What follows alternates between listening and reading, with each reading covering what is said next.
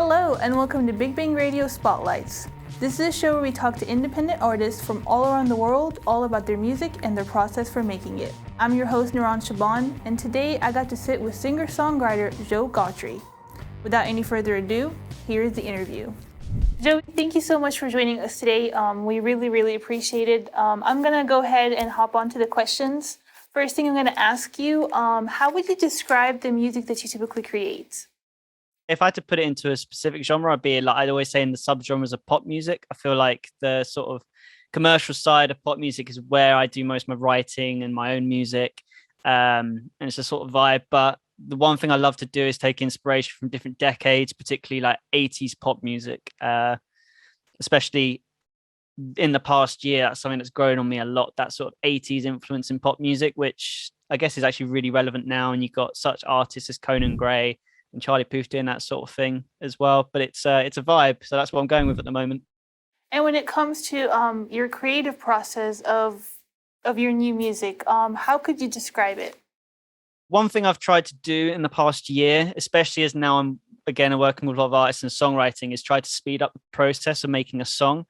One thing that I've found very interesting in the songwriting process is actually when I'm getting ideas constantly is sort of like half making an idea. So I'll always write a verse, a pre-chorus, chorus, lay down a production for that, and then see how I feel about a song. And sometimes I end up leaving it for like 6 months and then coming back to it when I've got more ideas for it. But working that way means I write more songs and I've got a lot more to play around with. And when I need a certain song at a certain time, I've normally written it in the past year or so, and I'm like, oh, wicked, there it is.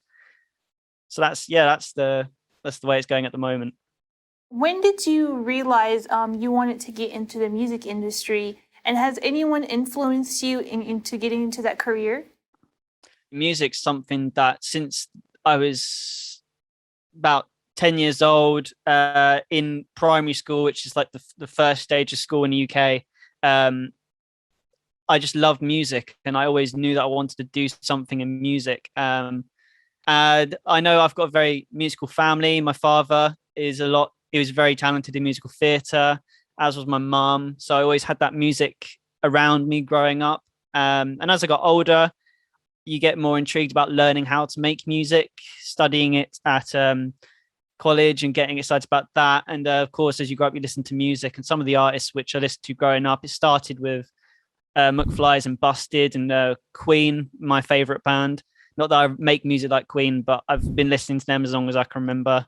And then as I've grown up and got more interested in sort of like the commercial side, artists like Charlie Puth, Lauv, more 80s bands like the Human League and a-ha really sort of influenced me because I'm obsessed with how they produce their music. I love the way they do it, and that's what was rubbed off on me.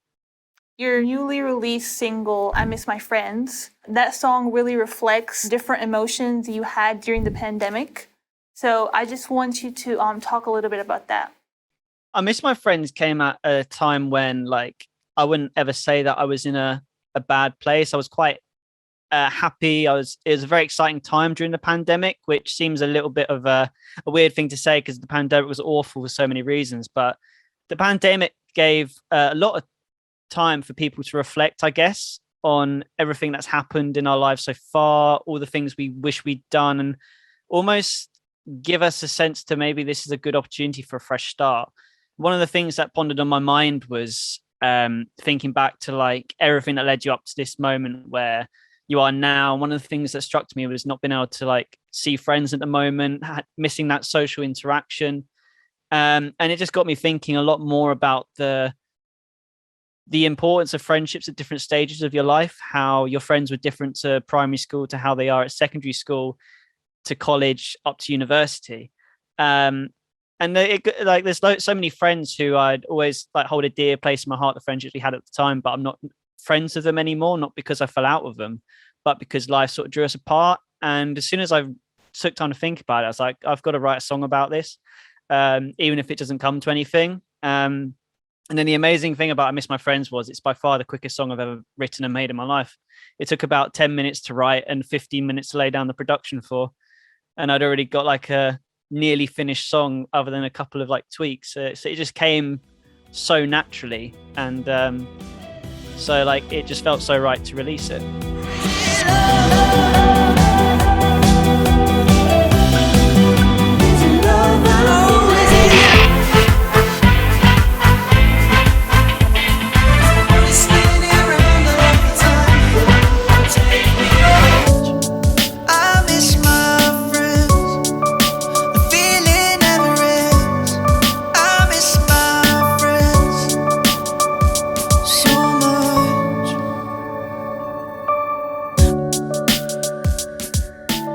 Out of all the tracks you've released in the past, how is I Miss My Friends different than any of those singles you've released in the past? I'd always sort of gone for this more high energy, big production pop music, especially when I was experimenting myself. Like the whole reason I started making my own music was so I could practice on myself and one day be able to like make music for other people and get better at production, because music producer has always been my main dream and like songwriting. And then after a while, I thought I'm not really respecting my own music enough. Like I'm just making a song because I wanted to practice making a song on this idea. So I wanted time really to reflect on like what music do I actually want to like represent myself with. And again, when I Miss My Friends came so naturally, I was like, maybe this is a lot more my sort of music that I should be making. So everything that came after this song and everything like before this, like everything before this song is so much different to everything that's come after this song now, because it all of a sudden I feel a lot more natural making my own music and releasing it. So it's a really good, for me, it was a really good turning point in this song. So I've got a lot of time and a lot of love for it. When it comes to anxiety and, being nervous on stage or performing in general, do you follow like a process or ritual before any performance? Obviously, when you're younger, I used to get hella nervous going on stage, especially the first couple of gigs I did. But I think around the time that I was in a band, a pop rock band, and I was fortunate enough to be playing a lot. And I wouldn't ever say I have this natural thing for being on stage and like, oh, I can naturally just win over the audience, like perform and not be nervous. I don't get nervous on stage, and that's come from me being on stage a lot. And it really helped being in a band as well, because there's 3 other people who were on stage with me. So almost the line wasn't me. So getting drip fed into that helped a lot. But I just don't think I get nervous, mainly because as I've grown older and matured, I think the thing that a lot of people worry about is like you worry about, sorry, is what people are going to think of your performance or you. But I've almost trained myself just not really to care if people like it or don't like it. Like the main thing is like you're up on this stage because you want to be up on this stage and you want to play music. So just do it, just enjoy it, because life's too short to worry about what might go right, might not go wrong. Like just live in the moment a little bit, just enjoy being on stage, and then just obviously just try not to mess up. What would you say is your biggest challenge that you have encountered in your journey of your music? More on a personal level, the first time you have to accept that you have to change things up to make it work. Because I feel like a lot of people, especially in the music industry, feel like they've got one shot. They need to release this single, or they need to do this. And if it tanks or if something goes wrong, you feel like, oh, that's it. That was my sort of one shot in the dark to get noticed, and that absolutely flopped. And then people just tend to give up, because if you don't see results straight away, sometimes it can be disheartening. And then like, it could be a hard mental barrier to get over for a lot of people, especially if they feel like they enjoy making music, but they're not getting the results back to sort of like motivate them to keep going. And there's been multiple times when I've had to mix things up, whether it be for my own music, for branding myself differently in order to get clients on board to work with me, to a YouTube channel that I set up for music production, where at first things really didn't work and you're getting like anything from 0 to 20 views a video, and you're putting all this time in and you're asking yourself, oh, this should be working, but it's not. And then that's really hard, because you've got to just try and motivate yourself to keep going and mix things up. So I think that is the biggest challenge. And I think some artists probably would agree with that. What's new for Joe Gautrey? The past couple months has been absolutely crazy. Like I've been writing more than ever, producing more than ever with other artists, and I've only just started getting around to working on what's going to be the next single to be released.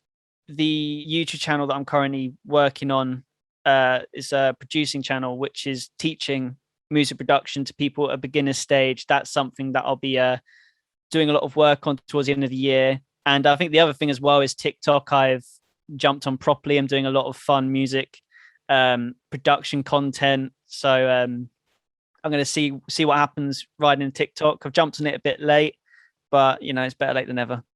Where can people find you and your music? All my socials are at Joe Gautrey, other than Twitter, which is at Joe_Gautrey, because I couldn't get that username.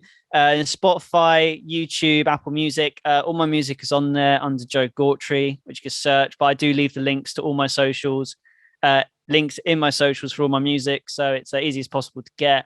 And for any more information regarding songwriting or production, I've got a website, which is www.joegautrey.com. Thanks to Joe Gautrey for sitting down with us and talking all about his music. If you want to see more interviews just like this, you can find us online at Studio 67 NCC. Thank you all for watching. I'm Nouran Shaban. Remember to stay positive, and I'll see you next time.